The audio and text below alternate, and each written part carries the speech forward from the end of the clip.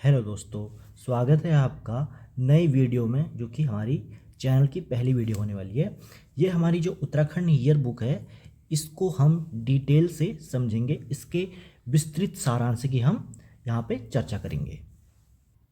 तो आज इसका पहला पार्ट है जिसमें हम देखते हैं इस बुक के बारे में। तो ये बुक 4 खंडों में बांटी गई है। पहला है समसामयिकी खंड, दूसरा है सामान्य अध्ययन, तीसरा है हमारा आधारभूत सूचनाएं और चौथा सूचना का विस्तार है। जिसमें आज हम पहले खंड की बात करेंगे। तो इसमें 12 चैप्टर हैं, तो हम इस पूरे 12 चैप्टर को ही हम डिस्कस करेंगे।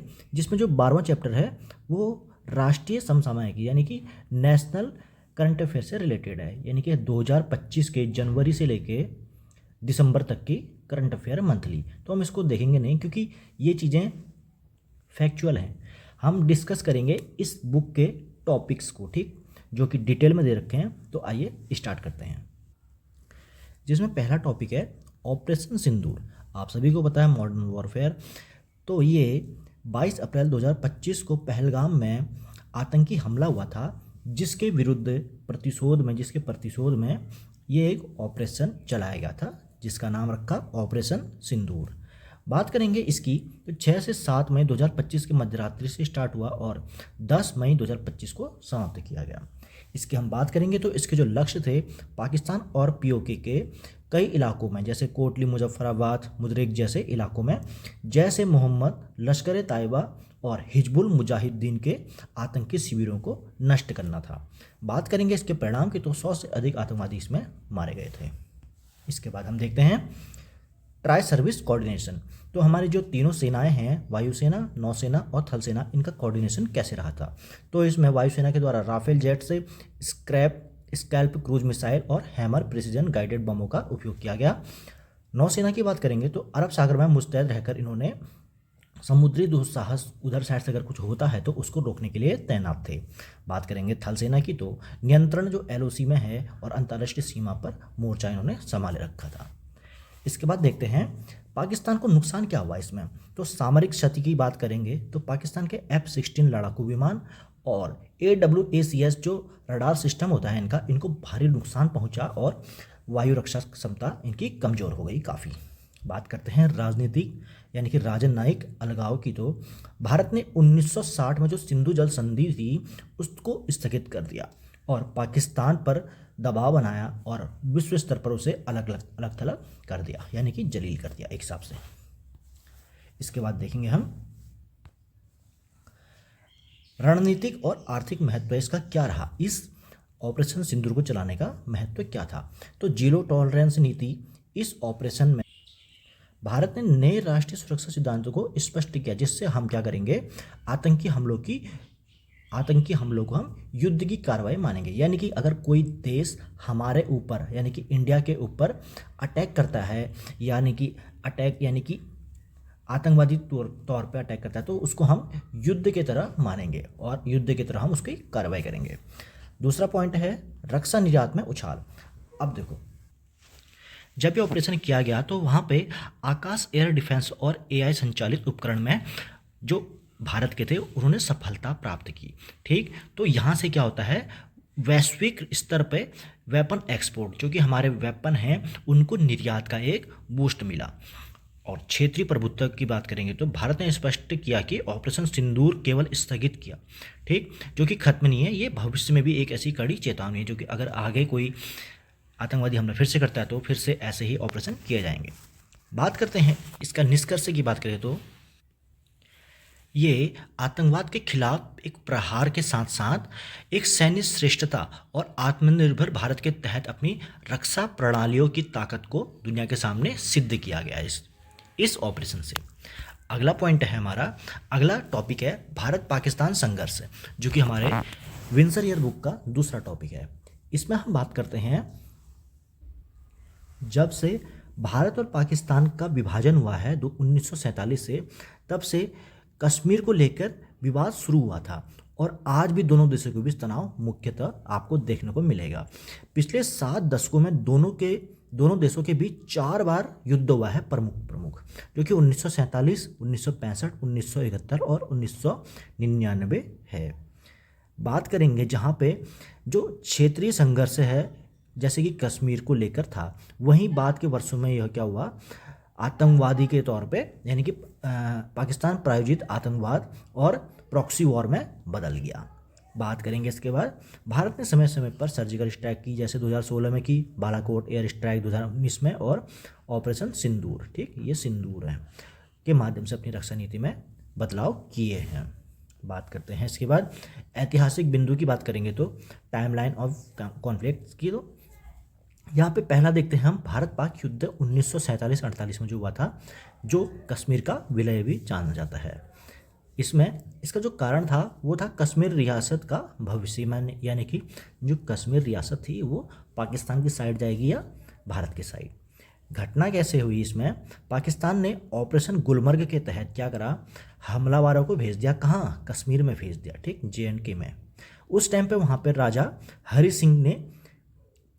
सिंह का राज था वहाँ पे। उस टाइम पे राजा हरि सिंह ना भारत में मिले थे ना पाकिस्तान में मिले थे, तो उनका अलग एक प्रांत था, जो कि जब हमलावर आए पाकिस्तान से ऑपरेशन गुलमर्ग के तहत, तो इन्होंने, हरि सिंह ने क्या करा, भारत के साथ विलय पत्र पर हस्ताक्षर कर दिए, यानी कि भारत के साथ मिल गए, यानी कि कश्मीर क्या है, भारत का हिस्सा बन गया विलय पत्र के हिसाब से। इसका परिणाम क्या हुआ, जब युद्ध विराम हुआ उसके बाद एक नियंत्रण रेखा का जन्म हुआ, यानी कि नियंत्रण रेखा खींची गई, LOC जिसको कहते हैं आज के दिन में, लाइन ऑफ कंट्रोल, जो कि मेजर सोमनाथ शर्मा को प्रथम बार परमवीर चक्र भी मिला था इस युद्ध के बाद। इसके बाद देखते हैं, ये युद्ध देश के बंटवारे के तुरंत बाद शुरू हो गया था और रियासतों को भारत या पाकिस्तान में से किसी एक को चुनने की आज़ादी थी, ठीक है, वही चीज़ हो गई। पृष्ठभूमि की बात करें तो हम, यह भी मैंने बता दिया, स्वतंत्र रहना चाहते थे राजा हरि सिंह कश्मीर के साथ, लेकिन पाकिस्तान ने ऑपरेशन गुलमर्ग के तहत 22 अक्टूबर 1947 को क्या करा, पश्तूनी कबीलों के साथ सेना का समर्थन करके कश्मीर में घुस गए थे, जिसके बाद भारत का हस्तक्षेप हुआ, क्योंकि वहाँ पे हरि सिंह ने क्या करा, विलय पत्र से अपने भारत सरकार से मदद मांगी थी, ठीक। तो 26 अक्टूबर 1947 को विलय पत्र पर हस्ताक्षर किए। इसकी उपलब्धि की बात करें तो भारतीय सेना को हवाई मार्ग से कश्मीर उतारा गया, जिसमें मेजर सोमनाथ शर्मा ने अपनी टुकड़ी के साथ अंतिम सांस तक लड़ाई लड़कर हवाई पट्टी को बचाया था। बात करते हैं परिणाम की, तो 1 जनवरी 1949 को संयुक्त राष्ट्र की मध्यस्थता के साथ युद्ध विराम किया गया और जो कश्मीर का एक हिस्सा जो POK के नाम से जाना जाता है पाकिस्तान के पास रह गया और बाकी जो हिस्सा था भारत के पास आ गया। इसी समय सीज फायर बनी, जिसे LOC कहते हैं, ठीक है। बात करते हैं इसके बाद दूसरा जो कॉन्फ्लिक्ट है वो है 1965 का युद्ध। इसको ऑपरेशन जिब्राल्टर भी कहते हैं। वो क्यों कहते हैं अभी देखेंगे। घटना क्या किस बात की थी, ये पाकिस्तान ने कश्मीर में विद्रोह भड़काने के लिए ऑपरेशन जिब्राल्टर शुरू किया था। समझौता किया इसमें सोवियत संघ ने।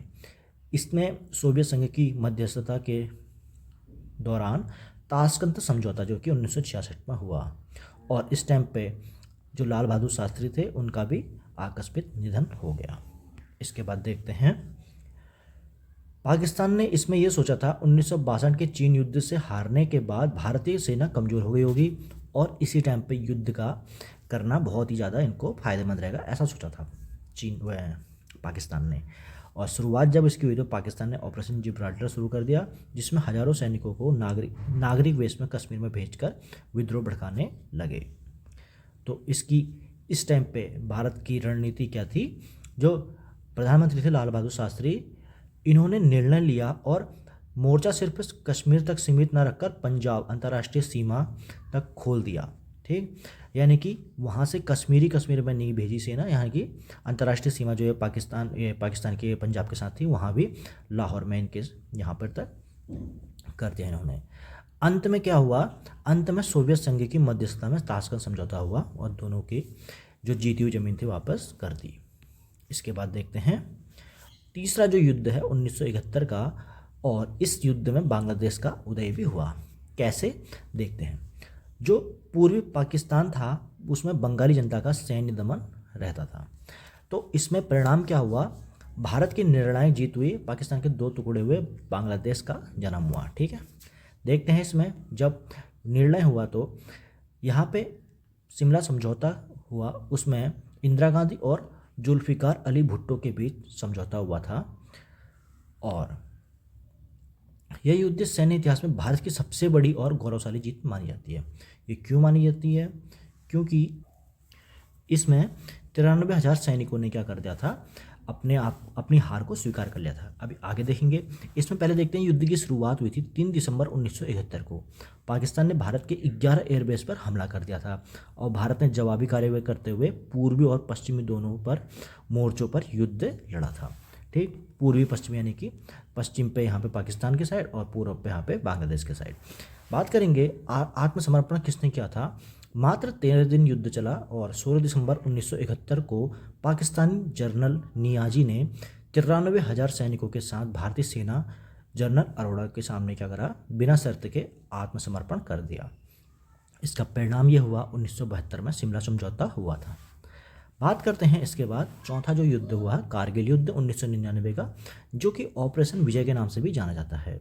इसमें पाकिस्तानी घुसपैठों ने कारगिल की ऊंची चोटी पर कब्जा कर लिया था। इसका नतीजा यह हुआ, परिणाम यह हुआ कि जो भारतीय सेना और वायुसेना थी, ऑपरेशन सफ़ेद सागर ने मतलब कि ऑपरेशन सफ़ेद सागर चलाया था, तो उन्होंने क्या करा, बहादुरी से चोटियों को वापस जीता। वो कैसे जीता? 26 जुलाई को कारगिल विजय दिवस के रूप में भी मनाया जाता है। अब बात करते हैं इसकी, पाकिस्तान का धोखा क्या था यहाँ पे। दोनों देशों के बीच लाहौर समझौता यानी कि शांति समझौता था, जो लाहौर समझौता हुआ था। लेकिन उस टाइम पे इन्होंने क्या करा था, 1999 में जो पाकिस्तानी जनरल परवेज मुशर्रफ था, उन्होंने क्या करा, चुपचाप कारगिल, द्रास और बटालिक चोटियों पर अपने सैनिक भेज दिए ऊपर कारगिल के साइड पे। इसलिए ये युद्ध स्टार्ट हुआ था। अब भारतीय सैनिकों ने 16,000 से 18,000 फीट की ऊंचाई पर खड़ी चढ़ाई चढ़ के दुश्मन का मुकाबला करा, जो ऊपर बंकरों में ऑलरेडी बैठे हुए थे। बात करेंगे इसमें वायुसेना का रोल, तो ऑपरेशन सफ़ेद सागर चलाया था इंडियन एयरफोर्स ने और लेज़र गाइडेड बमों का इसमें इस्तेमाल किया था दुश्मनों के ठिकानों को तबाह करने के लिए। इसमें जो विजय हुई थी, कैप्टन विक्रम बत्रा यहाँ पे मेन रोल निभाया था इन्होंने, और इनका एक डायलॉग भी है, ये दिल मांगे मोर। और मनोज पांडे जैसे वीर नायक थे, इनके बलिदानों से टाइगर हिल्स समेत सभी चोटियों को वापस जीत लिया था और 26 जुलाई को पाकिस्तान ने अपनी हार स्वीकार कर ली।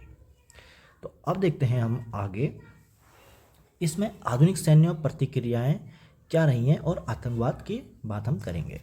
तो पहला इसमें सर्जिकल स्ट्राइक 2016 है, जो कि उरी हमले के जवाब में पीओके में आतंकी लॉन्च पैड्स को नष्ट कर दिया था।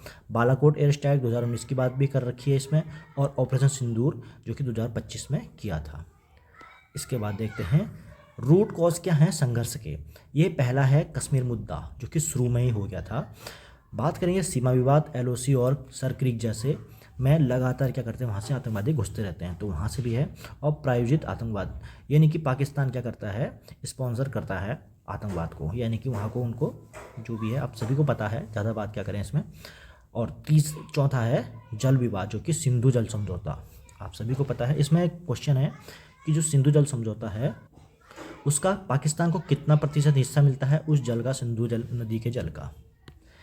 अगली हम बात करेंगे, तीसरा टॉपिक है विश्व की चौथी अर्थव्यवस्था। हाल ही में न्यूज़ में आ रहा है, भारत ने जापान को पीछे छोड़ के विश्व की चौथी अर्थव्यवस्था, सबसे बड़ी जो अर्थव्यवस्था है, उसमें अपनी जगह बना ली है।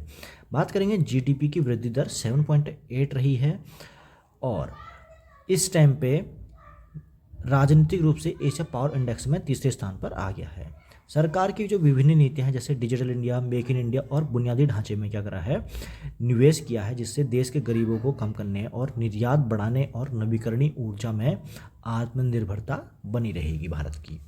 बात करते हैं इसमें, पहला पॉइंट है आर्थिक विकास और जीडीपी का। तो अप्रैल और जून के 3 माह, ये तो ठीक है, इनको याद करने की ज़रूरत नहीं है, तो यही चीज़ें हैं। दूसरा है गरीबी उन्मूलन। पिछले 9 वर्षों में इतने करोड़ लोग बहुआयामी गरीबी से, यानी कि मल्टी डायमेंशनल गरीबी से क्या आए हैं, बाहर आए हैं, ये रिपोर्ट का कहना है। गरीबी का अनुपात 29.17% है। अच्छा, 29.17% से घटकर कितना हो गया है, 11.28% हो गया है। विश्व बैंक के अनुसार 11 वर्षों में इतने करोड़ लोग अत्यधिक गरीबी से मुक्त हो गए हैं। ठीक है भाई। बात करेंगे, तीसरा है इंफ्रास्ट्रक्चर, यानी कि राष्ट्रीय राजमार्गों का निर्माण 2014-15 की तुलना में 149% बढ़ा है। हवाई अड्डों की बात करेंगे तो 74 से बढ़ के 149 हो गई है। और रेलवे का विद्युतीकरण क्या था, 93% तक पहुंच चुका है। ठीक, जैसे वंदे भारत और अत्याधुनिक ट्रेनें क्या हैं, परिवहन को सुगम बना रही हैं, आपको पता ही है। बात करेंगे इसमें चौथा है रक्षा क्षेत्र में आत्मनिर्भरता। ये कैसे है, अब देखिए रक्षा निर्यात यहाँ पे 2016-17 में 1000 यानी कि 1521 करोड़ होता था और 2023-24 में 2100 करोड़ होने लगा है। और भारत फिलीपींस जैसे जो छोटे छोटे देश हैं 85 से अधिक देशों को हथियार यहाँ पे निर्यात करते हैं भारत। बात करेंगे इसके बाद नवीकरणीय ऊर्जा यानी कि रिन्यूएबल एनर्जी की, तो यहाँ पे नवीकरणीय ऊर्जा में एक दशक में 400% वृद्धि हुई है। सौर ऊर्जा की बात करेंगे तो 2.6 गीगाहर्ट्ज से बढ़ के 73 गीगाहर्ट्ज तक हो गई है। और भारत विश्व का चौथा सबसे बड़ा पवन ऊर्जा उत्पादक देश बन गया है। डिजिटल इंडिया, छठे पॉइंट की बात करें तो डिजिटल इंडिया और यूपीआई की हम बात करेंगे, जिससे भ्रष्टाचार पर लगाम लगी है और पारदर्शिता यानी कि ट्रांसपेरेंसी बढ़ी है। 2024 में यूपीआई लेन देन का 14.04 लाख करोड़ को पार कर दिया है ट्रांजैक्शन। जम यानी कि जनधन आधार मोबाइल ट्रिनिटी के माध्यम से सरकारी योजनाओं का लाभ सीधे खातों में पहुंच रहा है। बात करते हैं सातवां पॉइंट, पर कैपिटा इनकम। तो यहाँ पे बात करेंगे जब 1950-51 में पर कैपिटा इनकम 274 रुपये थी, तो आज कितनी है, 1,72,000 रुपये पहुँच गई है। बात करते हैं निष्कर्ष की, तो भारत अपनी युवा आबादी, तकनीकी नवाचार और मजबूत घरेलू मांग के बल पर वैश्विक महाशक्ति बनने की राह पर है। विश्व की तीसरी सबसे बड़ी अर्थव्यवस्था बनना इसका लक्ष्य है। अच्छा, अब बात करेंगे इसके बाद चौथा जो टॉपिक है हमारा, एक देश एक कर व्यवस्था। ये उत्तराखंड ईयरबुक को हम डिटेल से समराइज कर रहे हैं। तो हम देखते हैं इसके बाद चौथा पॉइंट है एक देश एक कर व्यवस्था। बात करेंगे, आपको सभी को पता है 1 जुलाई 2017 से एक राष्ट्र एक कर के सपने को साकार करते हुए क्या करा है, जीएसटी लागू किया है। जीएसटी की full form goods and service tax, आप सभी को पता ही है गुड्स एंड सर्विस टैक्स होती है। इसमें 17 से अधिक अप्रत्यक्ष करों को समाप्त करके क्या करा है, एक सिंपल डायरेक्ट टैक्स। प्रधानमंत्री नरेंद्र मोदी ने इसे गुड एंड सिंपल टैक्स से भी कहा है। 2002 में अटल बिहारी वाजपेयी की सरकार के समय ये शुरू किया गया था। और जीएसटी 2.0 या नेक्स्ट जेन जीएसटी 2025 की ओर बढ़ रहा है, जिसका उद्देश्य क्या है, एआई और ब्लॉकचेन जैसी आधुनिक तकनीकों के माध्यम से इसको पारदर्शी, सरल और धोखाधड़ी मुक्त बनाना है और 2047 के विकसित राष्ट्र बनाने की दिशा में एक कदम बढ़ाएगा जीएसटी। अब बात करते हैं, पहला पॉइंट है इसमें क्या है, इसका ऐतिहासिक सफर की बात कर लेते हैं। तो 2002 में विजय केलकर समिति, अच्छा ये पॉइंट इंपॉर्टेंट है, ठीक, किस समिति ने किस सिफारिश पे इसमें स्टार्टिंग की थी, 2002 में विजय केलकर समिति। संवैधानिक आधार की हम बात करें तो 101वां संविधान संशोधन 2016 के माध्यम से इसे लागू किया गया है। निर्णय प्रक्रिया की बात करेंगे तो यहाँ पे जीएसटी काउंसिल एक संवैधानिक निकाय है जिसमें केंद्र और सभी राज्यों के वित्त मंत्री शामिल होते हैं। अब तक 56 बैठकों में लगभग सभी फैसले लिए जा चुके हैं। बात करेंगे टैक्स स्ट्रक्चर कैसे है, तो शुरुआत में 4 दरें यानी कि 4 टैक्स रेट टैक्स स्लैब रहती थी, 5%, 12%, 18% और 28%। इसमें बात करेंगे तो विलासिता और हानिकारक वस्तुएं जैसे कि तंबाकू, ठंडे पेय पदार्थ है, इनके लिए हाई स्लैब के अलावा अतिरिक्त सेस भी लगाया जाता था, ठीक। और पेट्रोलियम उत्पादों और शराब को वर्तमान में जीएसटी के दायरे से बाहर रखा गया है। बात करते हैं इसमें प्रावधान की, तो यहाँ पे ई वे बिल यानी कि 50,000 से अधिक के माल के परिवहन के लिए ऑनलाइन बिल की अनिवार्य है। रिटर्न फाइलिंग और इनपुट टैक्स क्रेडिट, ठीक। तो ये क्या है, प्रावधान है इसमें। इसके बाद बात करते हैं केंद्रीय कर, central excise duty, service tax, अतिरिक्त सीमा शुल्क और विभिन्न सेस केंद्रीय कर के अंतर्गत आते हैं। राज्य कर के अंतर्गत कौन कौन से आते थे, VAT, sale tax, luxury entry, मनोरंजन कर और स्लॉटरी लगना। इससे निष्कर्ष ये निकलता है, जहां 2017 में देश में एकीकृत बाजार बनाया, वहीं जीएसटी 2025 तकनीकी खामियों को दूर करने के लिए वैश्विक स्तर पर आधुनिक कर व्यवस्था बनाएगा, ठीक। और ईज ऑफ डूइंग बिजनेस में भी ये क्या करेगा, सुगम करेगा। अब बात करते हैं, अगला पॉइंट है 5वां, भारत भविष्य के लिए मौसम की चेतावनी।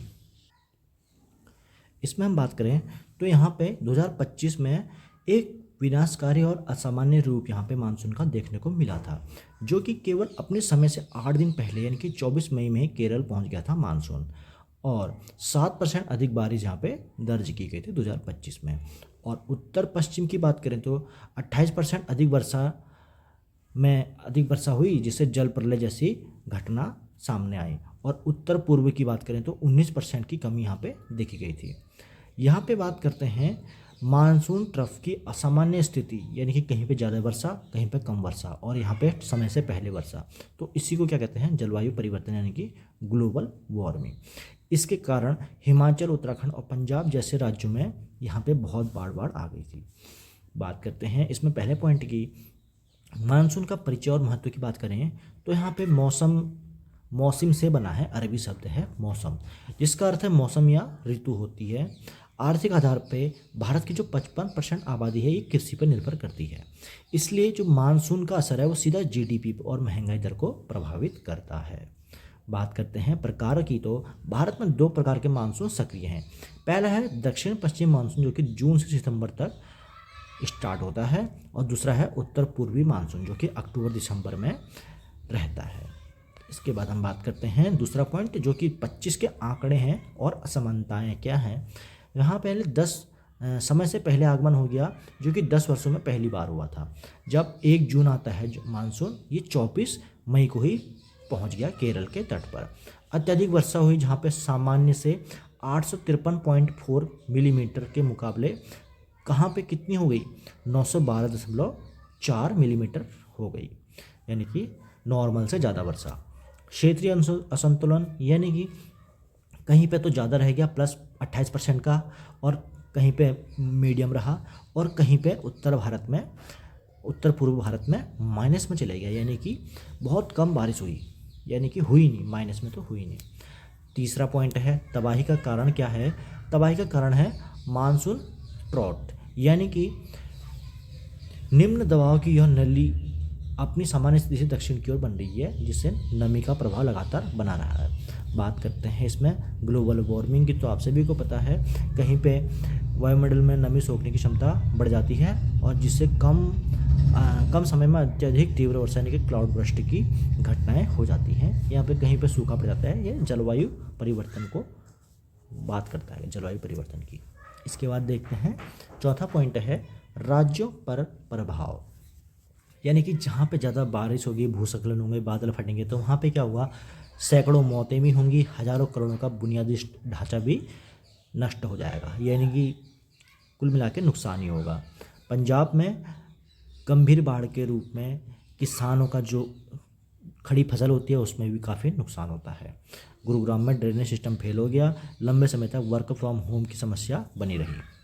इसके बाद देखते हैं पांचवा है मानसून को प्रभावित करने वाले वैश्विक कारक, जिसमें अल-नीनो, ला-नीनो और व्यापारिक पौने आती हैं।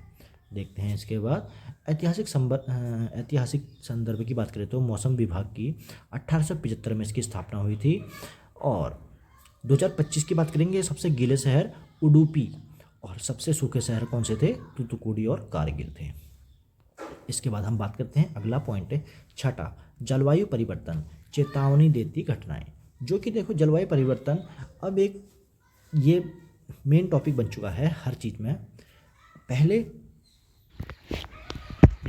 से जलवायु परिवर्तन के कारण अनेक आपदाएं आती रही हैं, जैसे 2005 में मुंबई में, लेह में 2010 में, केदारनाथ में 2013 में और कश्मीर में 2014 में विनाशकारी आपदाएं आती हैं।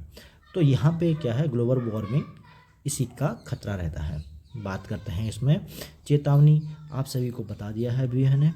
इसके बाद देखते हैं दूसरा है जलवायु परिवर्तन के कारण क्या हैं। इसके कारण हैं अत्यधिक कार्बन डाइऑक्साइड का उत्सर्जन और विभिन्न प्रकार के प्रदूषण, जैसे वायु प्रदूषण, जल प्रदूषण, औद्योगिक प्रदूषण, अतिक्रमण, नदियों के किनारे निर्माण और जल निकासी ड्रेनेज सिस्टम को व्यवस्थित तरीके से नहीं कर पाना।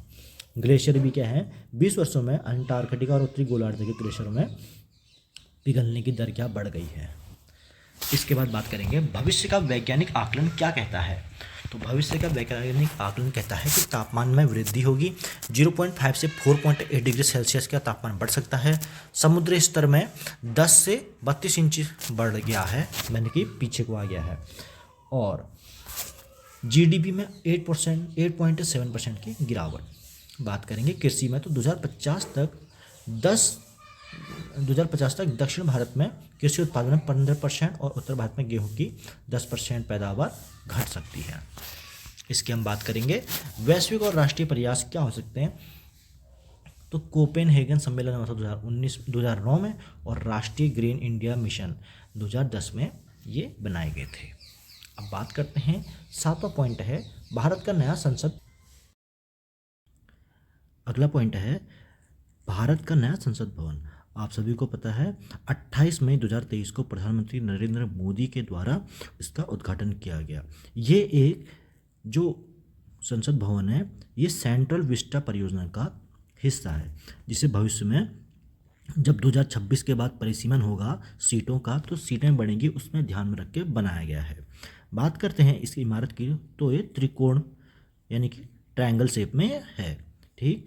इसके बाद इसमें भूकंपरोधी क्षमता और समृद्ध सांस्कृतिक विरासत का मेल, इसमें मतलब कि यहाँ पे संस्कृति दिखाई है, जिसमें राजदंड, ऐतिहासिक राजदंड जो सेंगोल है, इसकी स्थापना भी की गई है और लोकतंत्र मंदिर के रूप में इसको नई पहचान देता है। बात करते हैं इसके उद्घाटन की, तो 28 मई 2023 को प्रधानमंत्री द्वारा किया गया। सेंगोल की बात करेंगे तो ये सत्ता का हस्तांतरण का प्रतीक है, जिसे लोकसभा अध्यक्ष की कुर्सी के पास स्थापित किया गया है। ये तमिल शब्द सेम्मई से बना है, जिसका अर्थ क्या होता है, धर्म और सच्चाई। बात करते हैं उपयोग, इसका पहली बार 19 सितंबर 2023 को विशेष शस्त्र के उपयोग के लिए किया गया था। इसके बाद देखते हैं वास्तुकार जो इसके हैं विमल पटेल, निर्माणकर्ता टाटा प्रोजेक्ट लिमिटेड ने इसका निर्माण किया है। त्रिकोणीय आकृति है जो कि 65,000 वर्ग मीटर में ये फैला है। बाद में लोकसभा में 888 सीट और राज्यसभा की 384 सीट के लिए बनाई गई है, यानी कि टोटल 1272 इसमें सदस्यों के बैठने की क्षमता है। इसके बाद हम देखते हैं आंतरिक विशेषताएं और थीम क्या रखी गई है इसकी। लोकसभा में इसकी थीम है राष्ट्रीय पक्षी मोर पर आधारित है। राज्यसभा की जो थीम है वो राष्ट्रीय पुष्प कमल पर आधारित है। इसमें लाल कालीन का प्रयोग किया गया है। बात करेंगे इसमें तो बलुआ पत्थर जो कि धौलपुर से लिया गया है, ग्रेनाइट जो कि जैसलमेर से, लकड़ी नागपुर की है और कालीन भदोही जैसे पूरे भारत से मंगाए गए हैं। अशोक स्तंभ की बात करेंगे तो 9,500 किलोग्राम का इसमें अशोक स्तंभ है और 6.5 मीटर इसका ऊंचाई पर है, हाइट। बात करते हैं इसमें तकनीकी और आधुनिक पहलू की, तो ऊर्जा के लिए हरित निर्माण तकनीक से बिजली की खपत में 30% की कमी, वह यानी कि ग्रीन एनर्जी का यूज़ किया जाएगा, और भूकंप जोन 5 के लिए अनुकूल बनाया गया है। और फोकाल्ट पेंडुलम की बात करें तो ब्रह्मांड की गति को दर्शाने वाले यह पेंडुलम भवन के अंदर स्थापित है। बात करते हैं इसके बाद पुराने संसद भवन की, तो इसका जो निर्माण था यानी कि डिज़ाइन था वो एडविन लुटियंस और हवर्ड बेकर ने 1912-13 में किया था। उद्घाटन इसका 18 जनवरी 1927 को लॉर्ड इरविन के द्वारा किया गया था। और जो पुराना संसद भवन है उसका नाम अब क्या रखा गया है, संविधान सदन। अब बात करेंगे अगले पॉइंट की, जो कि है महिलाओं की सामाजिक और राजनीतिक भागीदारी। इसमें देखते हैं हम जो उत्तराखंड की महिलाएं हैं उन महिलाओं का आर्थिक और राजनीतिक में रीढ़ की हड्डी के समान क्या है, भागीदारिता है, जिसमें जल, जंगल, जमीन के संरक्षण में इन्होंने मुख्य भूमिका निभाई है, आप सभी को पता है। तो अब देखते हैं यहाँ पे नारी शक्ति वंदन अधिनियम 2023 के माध्यम से राष्ट्रीय स्तर पर उनको 33% आरक्षण मिलने का मार्ग मिला है, जो कि भविष्य में राजनीतिक गति को बढ़ाएगा, यानी कि राजनीति में महिलाओं के आंकड़े को बढ़ाएगा।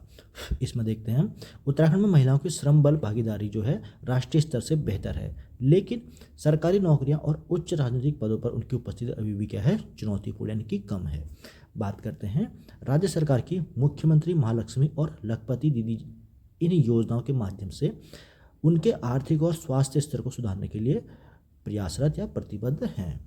इसके बाद देखते हैं इसमें पहला जो कि पॉइंट है नारी शक्ति वंदन अधिनियम, जो कि महिला आरक्षण विधेयक 2023 के नाम से जाना जाता है। इसका प्रावधान लोकसभा और राज्य की जो विधानसभा है इसमें 33% महिलाओं की सीट आरक्षित की जाएंगी। संवैधानिक संशोधन कौन सा किया गया है? 128वां संविधान 128वां संशोधन विधेयक के रूप में पेश किया था। इसमें विशेष क्या है, जो SC और ST वर्ग की महिलाएं हैं इनके लिए भी क्या है 33% उप आरक्षण का प्रावधान है। और लागू होने की स्थिति क्या है इसमें, ये जनगणना और परिसमन के बाद ही संभव, यानी कि 2029 से लागू होगी। बात करते हैं उत्तराखंड में राजनीतिक और सामाजिक स्थिति क्या है महिलाओं की। तो वोटर टर्नआउट की बात करें तो पंचायत चुनाव में महिलाओं की भागीदारी 73% और पुरुषों की 63% से अधिक है। महिलाओं की भागीदारी 73% है, पुरुषों से 33 यानी कि अधिक है। विधानसभा की बात करेंगे तो 2022 के चुनाव में रिकॉर्ड 8 महिला विधायक चुनी गई थी, और जबकि मात्र इनका प्रतिनिधित्व कितना है 9 से 12% है, जबकि कितना होना चाहिए 33% होना चाहिए इस विधेयक के बाद। बात करते हैं साक्षरता, तो राज्य में महिला की 70% है, और उच्च शिक्षा में इनका नामांकन यानी कि रजिस्ट्रेशन 41.8% है। आरक्षण की बात की जाए तो राज्य सरकार ने सरकारी नौकरियों में महिलाओं के लिए 30% क्षैतिज यानी कि हॉरिजॉन्टल आरक्षण लागू किया है। इसके बाद देखते हैं अगला पॉइंट है भागीदारी, आर्थिक भागीदारी और चुनौतियाँ। श्रम बल, यानी कि उत्तराखंड में महिलाओं की भागीदारी कितनी है श्रम बल में 38.7%, जो कि 37 है राष्ट्रीय स्तर पर। ठीक, यानी कि 37 से तो अधिक ही है, 1.7%। बात करते हैं कार्य क्षेत्र की, तो महिलाएं कृषि और स्वयं सहायता समूह में सूक्ष्म उद्यमों से जुड़ी हुई है। चुनौतियां क्या हैं? कौशल प्रशिक्षण की कमी है, यानी कि स्किल डेवलपमेंट इन्होंने करना है। बाजार तक सीधी पहुंच नहीं हो सकती है इनकी ज़्यादा। बात करते हैं चौथा सरकारी योजनाएं, तो इसमें पहले हम बात कर रखी है मुख्यमंत्री महालक्ष्मी योजना की, जो कि नवजात बालिका और माता को वित्तीय पोषण व पोषण किट से संबंधित है। दूसरा है मुख्यमंत्री घसियारी कल्याण योजना, जो कि पहाड़ी महिलाओं के श्रम को कम करने के लिए सब्सिडी चारा यानी कि साइलेज का उपलब्ध कराना है। लखपति दीदी की बात करें तो यह स्वयं सहायता समूह के माध्यम से महिलाओं को वार्षिक आय 1 लाख रुपए से ऊपर ले जाने का इसमें लक्ष्य है। इसके बाद बात करते हैं महिला सारथी योजना, जो कि महिलाओं के परिवहन के क्षेत्र में स्वरोजगार हेतु प्रशिक्षण यानी कि ऑटो दोपहिया इसमें भी भागीदारी बनाना चाहती है सरकार। और स्वाधार योजना, संकटग्रस्त और बेसहारा महिलाओं को आश्रय एवं कानूनी सहायता प्रदान करना है। बात करते हैं इसके निष्कर्ष की, तो उत्तराखंड की महिलाएं क्या हैं सेल्फ एम्प्लॉयड श्रेणी में मजबूत हैं, लेकिन नारी शक्ति वंदन अधिनियम और जो राज्य की आरक्षण नीतियां हैं वे नीति निर्माण में इनकी भूमिका भी नज़र आनी चाहिए। अब देखते हैं हम अगला पॉइंट, जो कि है टॉपिक मातृभाषा और नई शिक्षा नीति। जो कि नई शिक्षा नीति की बात करें तो 2020 में आई थी, भाषा विविधता को बचाने और शिक्षा प्रणाली को प्रभावी बनाने के लिए। मातृभाषा पहले यानी कि मदर टंग फर्स्ट के सिद्धांत पर ये है। इसमें बात करें तो यूनेस्को की रिपोर्ट से सिद्ध हो चुका है कि जो बच्चा है अपनी भाषा से बेहतर सीखता है, यानी कि अपनी भाषा में बेहतर सीखता है कोई भी चीज़। इसलिए भारत में NEP 2020 यानी कि न्यू एजुकेशन पॉलिसी, जो कि कक्षा 5 और संभवतः कक्षा 8 तक मातृभाषा में शिक्षा अनिवार्य कर सांस्कृतिक और शैक्षिक सुधार की नींव रख रही है। बात करेंगे उत्तराखंड के संदर्भ में तो गढ़वाली, कुमाऊनी और जौनसारी जैसी भाषाओं को शिक्षा और संविधान के 8वीं अनुसूची में शामिल करने की मांग भी इसमें रखी गई है। बात करते हैं, पहला पॉइंट है इस टॉपिक का मातृभाषा और वैश्विक परिप्रेक्ष्य में।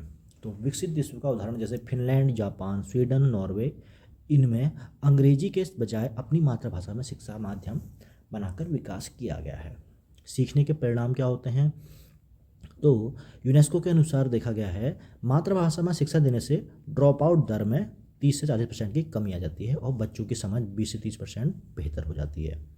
इसके बाद देखते हैं भारत में भाषाई संकट कैसे है। तो लुप्त होती भाषाएं, जैसे कि यूनेस्को के अनुसार 197 भाषाएं विलुप्त के कगार पर हैं और पिछले 60 वर्षों में 250 भाषाएं लुप्त हो चुकी हैं। SPPEL के अनुसार योजना के अनुसार केंद्र सरकार ने 117 संकटग्रस्त भाषाओं को संरक्षण के लिए सुरक्षा एवं संरक्षण योजना शुरू की है। इसके बाद देखते हैं न्यू एजुकेशन पॉलिसी 2020 की। तो कक्षा 5 तक और कक्षा 8 तक है पढ़ाई का माध्यम, इसमें मातृभाषा स्थानीय क्षेत्र में होगा। त्रिभाषा फॉर्मूला यानी कि स्कूलों में 3 भाषा भारतीय भाषाओं का विकल्प होगा, जिसमें संस्कृत भी शामिल होगी। बात करते हैं नई संरचना की। तो देश में 67% स्कूलों में 5-3-3-4 के पाठ्यक्रम में लागू होनी है न्यू एजुकेशन पॉलिसी के तहत। CBSE का निर्देश क्या है?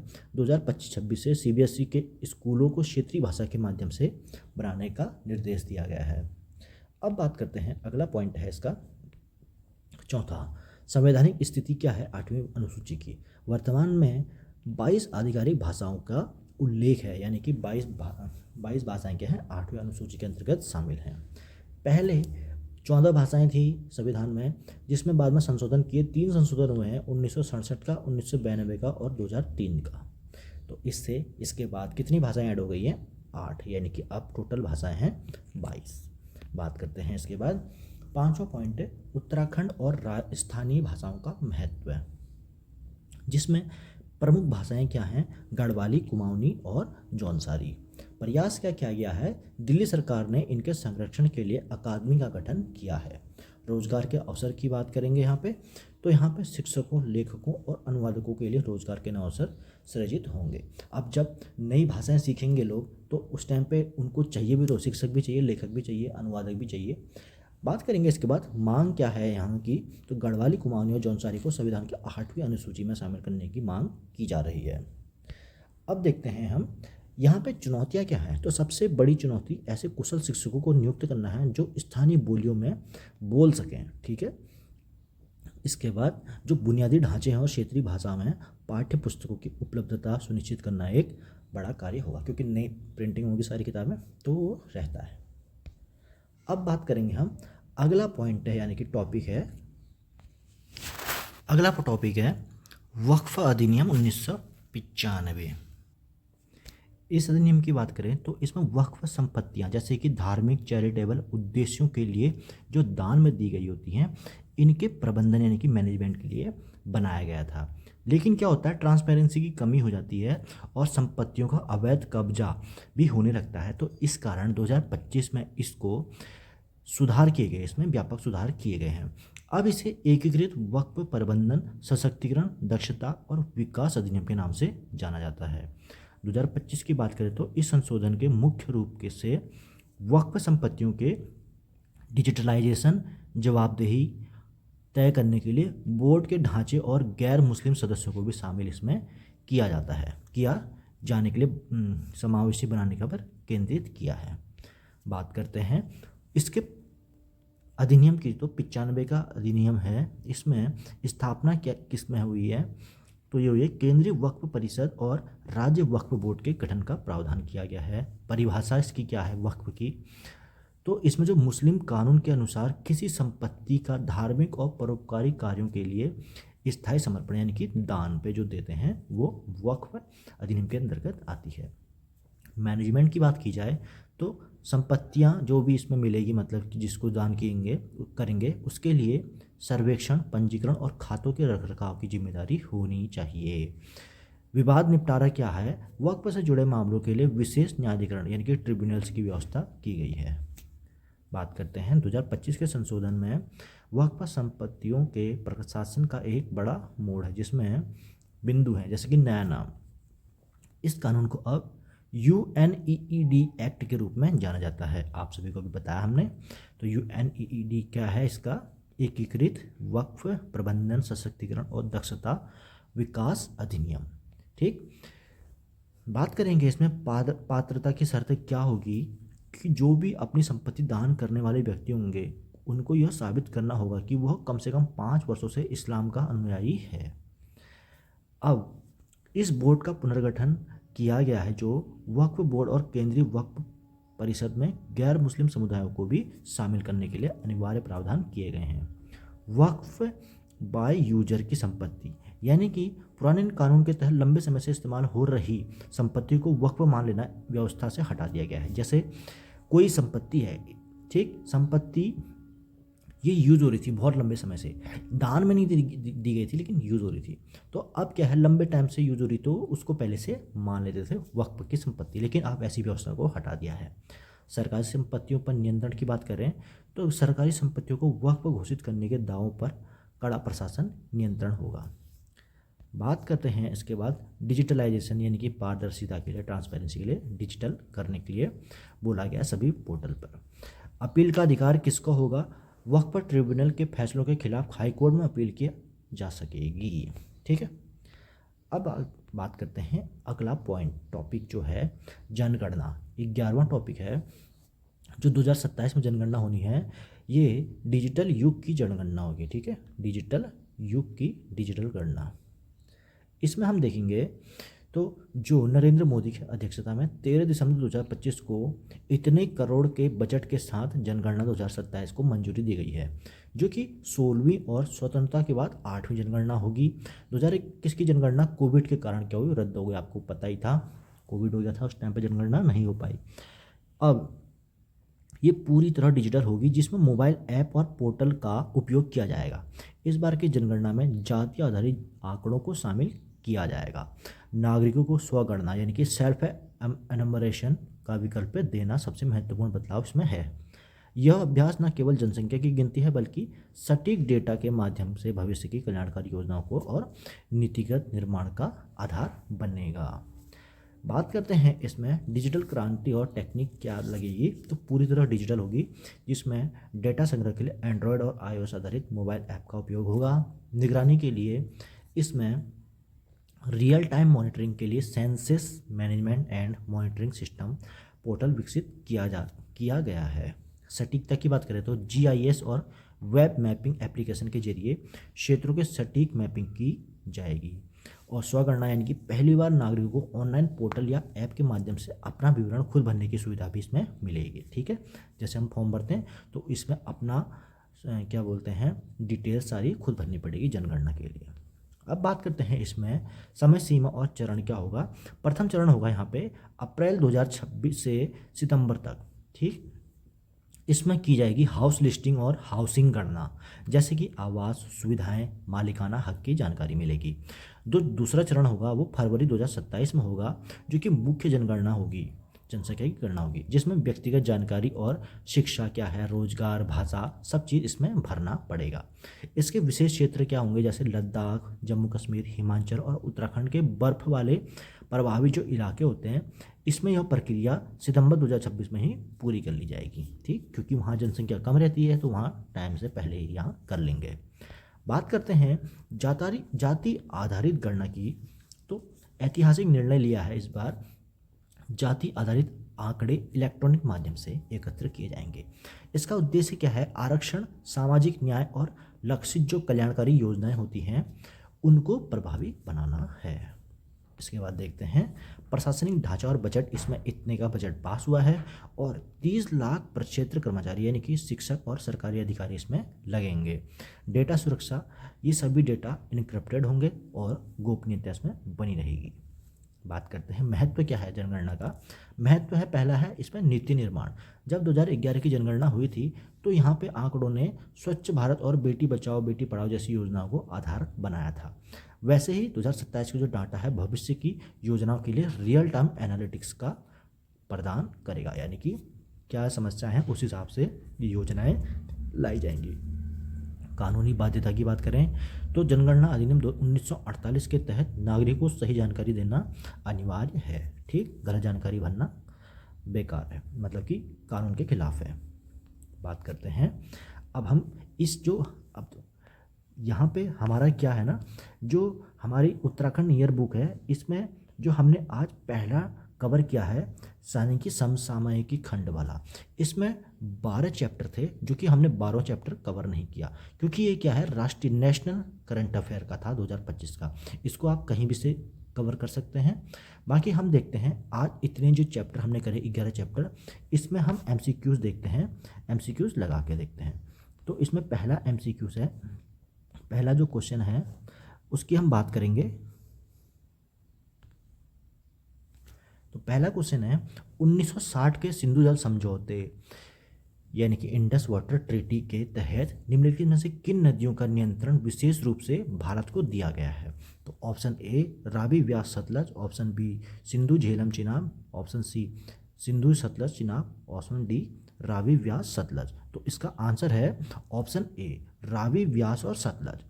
ठीक, समझौते के तहत पूर्वी नदियाँ यानी कि रावी व्यास और सतलज, इसमें पानी पर भारत को पूर्ण अधिकार दिया गया है, जबकि जो पश्चिमी नदियां हैं उनका अधिकार पाकिस्तान को दिया है। बात करते हैं अगला क्वेश्चन, पीओके पाक अधिकृत कश्मीर, इसको प्रशासनिक रूप से किन दो मुख्य क्षेत्रों में विभाजित किया है?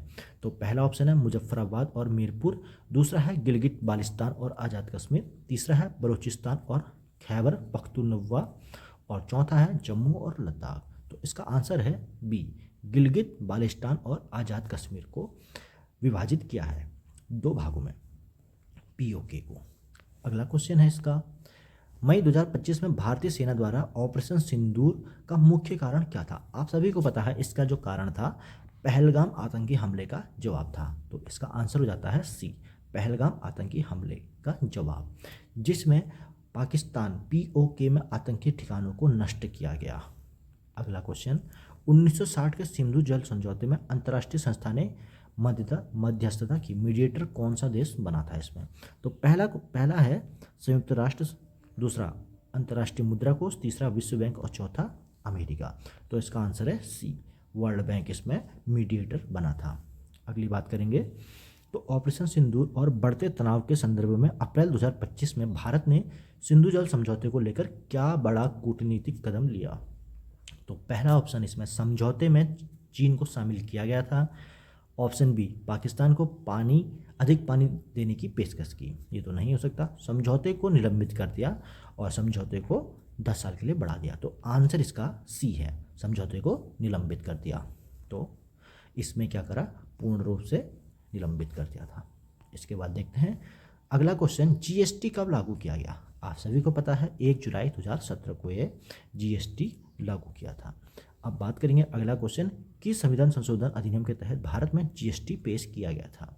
तो ऑप्शन एक है 99वां, 101वां, 102 और 100वां। तो ऑप्शन इसका बी सही हो जाता है, जो कि 101वां संविधान संशोधन अधिनियम 2016 के माध्यम से जीएसटी व्यवस्था को लागू किया गया था। अगला क्वेश्चन है, जीएसटी परिषद का अध्यक्ष कौन होता है? तो जीएसटी परिषद का अध्यक्ष होता है केंद्रीय वित्त मंत्री। अगला क्वेश्चन है, एक राज्य से दूसरे राज्य में माल की आपूर्ति पर कौन सा कर लगाया जाता है? तो इसमें ऑप्शन ए में है वैट, दूसरा है सीजीएसटी, तीसरा है एसजीएसटी और चौथा है आईजीएसटी। तो इसका आंसर है आईजीएसटी चौथा। ठीक, तो आईजीएसटी है एकीकृत जीएसटी, जो कि केंद्र द्वारा अंतर्राज्यीय व्यापार पर और वाणिज्य पर कर लगाया जाता है। बात करेंगे अगले क्वेश्चन की, तो जीएसटी की प्रकृति क्या होती है? तो ये प्रत्यक्ष कर होता है, गंतव्य आधारित कर, कॉरपोरेट टैक्स या उत्पत्ति आधारित कर। तो ये होता है आंसर बी गंतव्य आधारित टैक्स, यानी कि डेस्टिनेशन बेस्ड टैक्स। बात करते हैं आईएमडी यानी कि भारतीय मौसम विज्ञान विभाग द्वारा जो रेड अलर्ट जारी किया जाता है, इसका अर्थ क्या होता है? तो इसका अर्थ होता है ऑप्शन ए सतर्क रहें, ऑप्शन बी तैयार रहें, ऑप्शन सी मौसम साफ है कोई खतरा नहीं, और ऑप्शन डी कार्रवाई करें। तो इसका आंसर है कार्रवाई करें, ऑप्शन डी। ठीक, अगली बात करें हम क्वेश्चन की, तो वायुमंडलीय दबाव यानी कि एटमॉस्फेरिक प्रेशर को मापने के लिए किस यंत्र का प्रयोग किया जाता है? तो थर्मामीटर, बैरोमीटर, हाइग्रोमीटर और एनीमोमीटर। सभी को पता है बैरोमीटर, बहुत इजी क्वेश्चन था बैरोमीटर। इसके बाद देखते हैं नए संसद भवन के मुख्य वास्तुकार कौन थे?